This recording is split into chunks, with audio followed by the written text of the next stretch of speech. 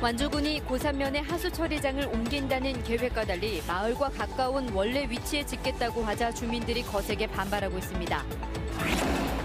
익산시가 고도보존 육성지구로 지정된 금마면에 한옥단지를 조성하면서 주민들에게 한옥 건축비로 최대 1억 원을 지원하고 있지만 속도는 더디기만 합니다.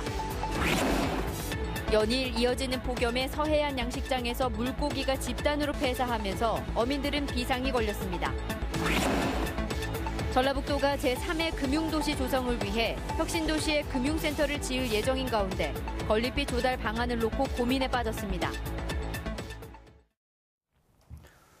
여러분 안녕하십니까? JTV 8시 뉴스입니다. 전라북도 전역에 20일 가까이 폭염특보가 계속되면서 그 파장이 서해안까지 미치고 있습니다.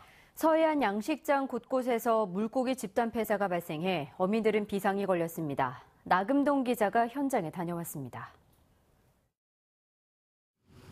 양식장 곳곳에 폐사한 숭어가 가득합니다. 20일 가까이 이어진 폭염으로 수온이 30도 이상 크게 올라 보름 전부터 숭어의 폐사가 시작된 겁니다. 산소를 공급하고 수온을 낮추기 위해 24시간 내내 수차를 가동하고 물을 바꾸고 있지만 소용이 없습니다. 올해는 지난해보다 상황이 훨씬 심각해 재해 수준이라는 게 어민들의 설명입니다. 전년도까지 32.3도가 최고 수온이었었는데 금년에 34.8도까지 상승됐었습니다. 일일 폐사된 부분이 약 한 4에서 5천 마리 정도는 폐사가 나고 있습니다. 인근의 한 전어 양식장은 상황이 더 열악합니다. 전어가 살기에 적정한 온도는 25도인데요. 수온이 33도 이상으로 오르면서 전어가 떼죽음을 당해 수면 아래로 수도 없이 가라앉았습니다. 어민의 한숨은 갈수록 깊어집니다. 전어가 한 3, 40만 정도 떼죽음을 당했는데 그때 당시에는 너무 비참하고 힘들고 인력도 없고 죽지도 못하고. 상황이 이런데도 전라북도는 피해 상황조차 파악하지 못하고 있습니다. 아니요, 아직까지 접수된 건 없어요. 저희가 왜 그러냐면은 현장에도 지금 돌고 있어요. 이번 주 화요일부터 지금 시작했어요. 폭염이 한 달 정도 더 이어질 것으로 전망되는 상황 속에 서해안이 펄펄 끓어오르면서 피해가 눈덩이처럼 커질 것으로 우려됩니다. JTB 뉴스 나금동입니다. 계속되는 폭염으로 서해안 갯벌에서 바지락 집단 폐사가 우려되고 있습니다. 국립수산과학원은 바지락의 경우 갯벌의 온도가 40도를 넘으면 폐사하는데 최근 고창 등의 갯벌 온도가 최고 37.7도까지 오른 것으로 확인됐다고 밝혔습니다. 수산과학원은 바지락을 조기에 채취하고 출하해 서식 밀도를 낮추고 갯벌에 바닷물이 고이지 않도록 물기를 터줘야 피해를 줄일 수 있다고 덧붙였습니다. 폭염으로 인한 온열 질환자가 80명을 넘어섰습니다. 전라북도는 어제 하루 12명이 탈진 등의 증세로 치료를 받아 전국의 온열 질환자가 82명으로 늘었다고 밝혔습니다. 폭염으로 폐사한 가축 수는 닭 59만 마리와 오리 6만 6천 마리, 돼지 2천 마리 등 65만 9천 마리로 늘었습니다. 완주 고산의 한 마을 주민들이 하수처리장 증설 사업을 반대하며 농성에 나섰습니다. 혐오 시설을 꺼려하는 흔한 님비 현상 아니냐 생각할 수도 있지만 주민들이 반대할 만한 이유가 있습니다. 하원호 기자가 취재했습니다. 땡볕이 내리쬐는 한낮 주민들이 일손을 놓은 채 마을 입구에 모여 있습니다. 완주군이 하루 처리 용량이 700톤인 하수처리장을 하나 더 만들어 1,400톤으로 늘리려 하자 공사를 막기 위해 나선 겁니다.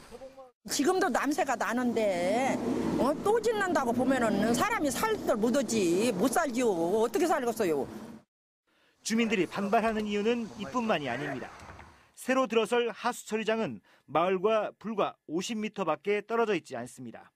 주민들의 반대가 거세지자 완주군은 마을과 다소 떨어진 곳에 하수처리장을 짓는 방안을 제시했고 주민들이 이를 받아들였습니다. 그런데 완주군이 돌연 이전 계획을 백지화하고 원래 위치에 처리장을 짓겠다고 하자 주민들의 반대가 더 심해진 겁니다. 변경을 못 한다고 하면서 도저히 이걸 여기다 제자리를 원위치 한다니 우리는 안 속았습니까? 동네 주민들을 완전히 우리 주민을 우르는 것이죠, 군에서. 완주군은 하수처리장 이전은 말 그대로 검토 단계에 불과했을 뿐이고 부지를 옮기려면 체육시설을 철거할 수밖에 없어 원래 위치에 처리장을 지을 계획이라고 밝혔습니다. 그 체육시설 관계자인 체육회장이나 농인회에서 반대가 발생을 했습니다. 검토 과정에서. 반대하다 보니까 또 다른 또 주민 갈등이 생길 것 같아서 검토를 중단한 상황입니다. 완주군의 설익은 이전 계획이 오히려 주민들의 반발을 더 키우면서 하수처리장 증설 사업은 4년이 다 되도록 첫 삽도 뜨지 못한 채 표류하고 있습니다. JTB 뉴스 하원호입니다. 익산시가 고도보존 육성지구로 지정된 금마면에 한옥단지를 조성하고 있는데요. 이 한옥을 짓는 주민에게 1억 원까지 지원하지만 적극 나서지 않고 있습니다. 보도에 김진형 기자입니다. 고도보존 육성지구인 익산 금마면의 주인직인 한옥단지입니다. 고도 이미지에 맞게 25채 전통 한옥이 들어설 예정입니다. 2년 전부터 문화재 발굴 등으로 이주해야 하는 지역 주민들에게 우선 분양되고 있습니다. 25필지 가운데 분양이 된 것은 19필지인데 한옥이 들어선 것은 5채에 불과합니다. 익산시가 한옥을 지을 경우 최대 1억 원까지 지원하는데도 분양받은 주민들이 적극 나서지 않고 있습니다. 건축비 지원을 받기 위해서는 문화재청이 정한 한옥 기준을 따라야 하는데 높은 건축비가 큰 부담입니다. 더구나 건축을 마쳐야 지원금이 나오는 것도 한 이유입니다. 땅을 사신 분들은 시에서 돈이 먼저 나오는 게 아니라 진 다음에 나오니까 이제 그런 부분이 좀 어려움이 있나 봐요. 주민들은 부담을 덜 수 있도록 개량형 한옥 등으로 건축 범위를 넓히고 지원금 지급 방식도 개선해 주기를 바라고 있습니다. 그러나 익산시는 고도의 이미지를 훼손시킬 수 있다며 기존 입장을 고수하고 있습니다. 자체적으로 특별하게 막 이렇게 더 해줄 수 있는 부분은 조금 현실적으로 좀 어렵다고 보고요. 일단은 문화재청에서도 그 기준을 마련해줬기 때문에 거기에 조금 저희도 지키고 있고. 한옥 건축비 지원은 내년까지로 지원이 끊기면 건축은 더 어렵게 됩니다. 이럴 경우 한옥단지 조성에 차질을 빚을 수밖에 없어 고도 보존 육성 사업에 걸림돌이 되지 않을까 우려가 나오고 있습니다. JTB 뉴스 김진영입니다. 한국전쟁 당시 군경에 의해 학살된 민간인들의 유해가 묻힌 현장이 훼손되지 않도록 이젠 국가와 자치단체가 나서야 된다는 목소리가 높습니다. 진실화해위원회가 종료된 뒤 충남도와 아산시, 홍성군은 직접 예산을 세워 민간인의 유해가 묻힌 현장을 발굴했습니다.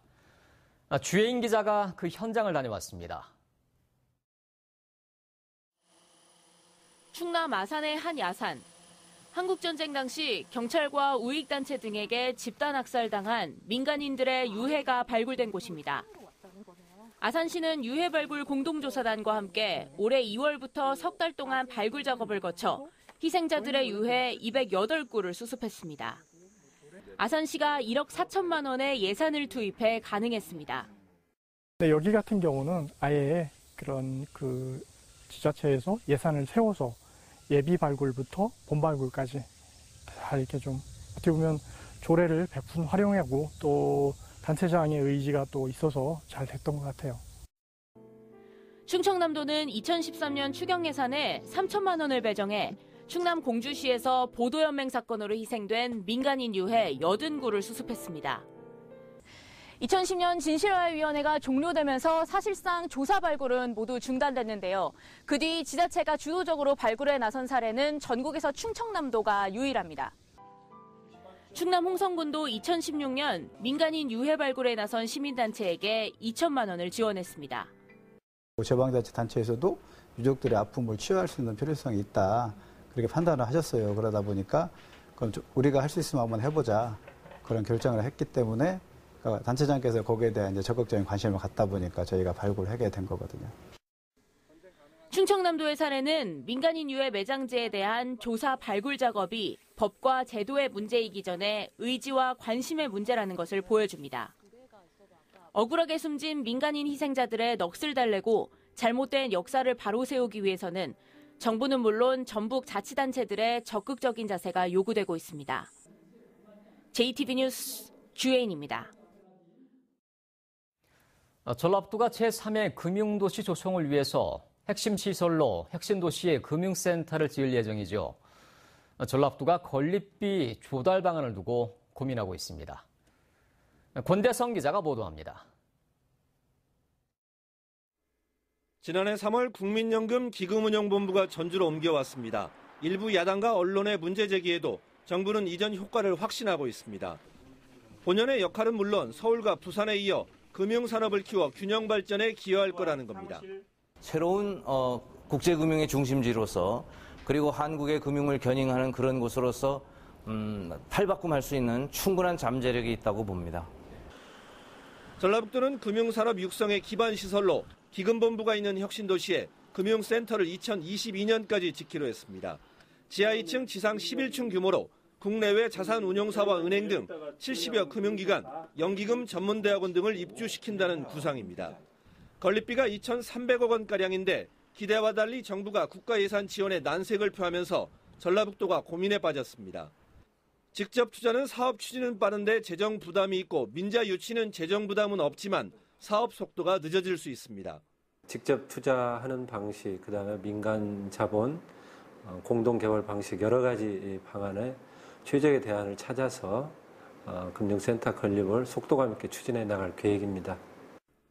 정부가 혁신도시의 금융 중심지 지정 타당성을 따져보고 있는 가운데 전라북도는 내년에 금융센터를 착공해 금융 중심지로 지정받겠다는 계획입니다. JTB 뉴스 권대성입니다. 도내 130여 개 학교가 여름방학 기간에 성면 철거 작업에 들어가면서 부실 공사 우려가 높아지고 있습니다. 전북교육청은 올해 도내 158개 학교에서 성면 철거가 예정된 가운데 85%인 134개 학교가 여름방학 중에 성면 철거 작업을 실시한다고 밝혔습니다. 하지만 환경단체는 여름방학이 20일 안팎으로 짧은 데다 폭염으로 현장 작업이 제대로 이루어지지 않아 부실 공사로 이어질 가능성이 높다며 교육청에 철저한 지도 감독이 필요하다고 밝혔습니다. 대한방직 부지공론화위원회 운영에 필요한 예산이 반영되지 않아 공론화위원회 구성이 10월 이후로 늦춰질 가능성이 커졌습니다. 전주시가 공론화위원회 운영 예산으로 편성한 5,200만 원이 도시건설위원회에서 전액 삭감됐고 오늘 열린 본회의에서도 상임위의 결정대로 추경 예산안이 처리됐습니다. 이에 따라 전주시는 대한방직의 부지 매입 대금이 완납되는 10월 이후에 공론화위원회를 가동하는 방안을 검토하며 그때까지 전라북도, 전주시 의회 등과 업무 협의를 진행하기로 했습니다. 청소년들의 끼와 꿈을 한자리에서 볼 수 있는 전국 청소년 연극제가 전주에서는 처음으로 막을 올렸습니다. 열 하루 동안 전국 18개 팀이 출전해 창작 연극을 선보입니다. 정원희 기자입니다. 그만 좀 하세요. 저 관심 없다고요. 제 말은 도대체 언제 성적의 강박증을 가진 10대 청소년의 고민을 그린 연극입니다. 직접 연기하는 청소년들이 노련한 성인 배우 못지 않습니다. 22번째 전국 청소년 연극제가 젊음의 비상을 담은 연극축제를 주제로 전주에서는 처음으로 막을 올렸습니다. 16개 시도에서 치열한 예선을 거친 18개 청소년 팀이 출전해 창작 연극을 선보이며 대결을 펼칩니다. 청소년 연극제라고 하는 게 청소년들을 위한 행사여야 한다. 청소년들이 나중에 이걸 통해서 또 자기의 꿈을 실현했으면 좋겠다로 좀 바라보고 있습니다. 어디서 본 듯한 인물들이 다양한 모습으로 화폭을 가득 메웠습니다. 3년 전 날카로운 주제의식으로 국내 미술계에 큰 파장을 일으킨 작가 지현의 두 번째 개인전입니다. 미끄러지는 그림자라는 주제로 다음 달 1일까지 관람객들을 만납니다. 국립전주박물관과 호남 고고학회가 고고학으로 후백제를 알리다라는 주제로 국제학술대회를 열었습니다. 이번 학술대회는 중국과 국내학자 6명이 후백제의 정치와 경제, 문화 등 다양한 분야를 다룹니다. 또 후백제 문화유적의 현황과 특징을 살펴보고 중국 오나라, 월나라와 교류한 후백제의 역사를 재조명합니다. JTB 뉴스 정월익입니다.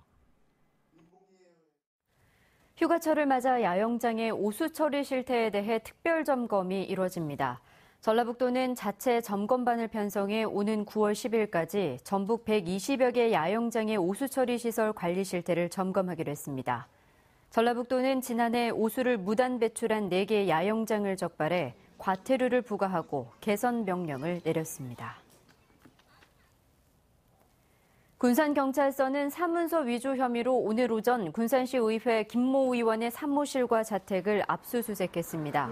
김 의원은 지난 6.13 지방선거 과정에서 고등학교 졸업장을 위조해 학력을 속인 혐의를 받고 있습니다.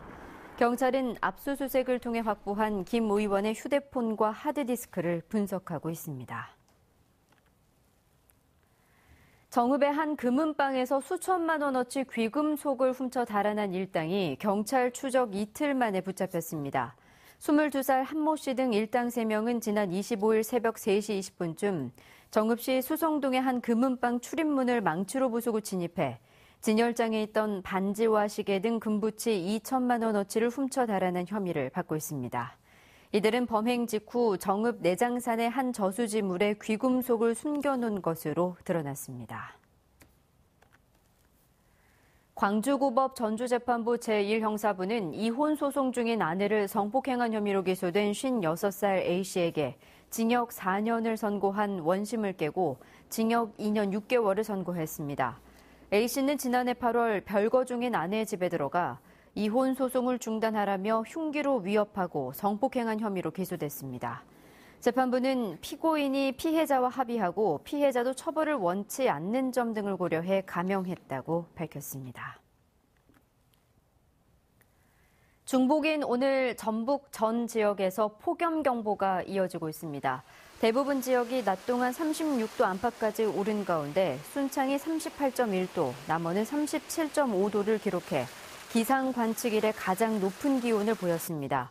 주말인 내일 오후엔 내륙을 중심으로 최고 40mm의 소나기가 지나가겠습니다. 지속 시간이 짧아 무더위는 누그러지지 않고 한낮 기온 35도 안팎의 폭염이 계속되겠습니다. 더위 체감 지수는 위험에서 매우 위험 수준까지 치솟겠고 습도까지 높아 불쾌 지수도 매우 높겠습니다.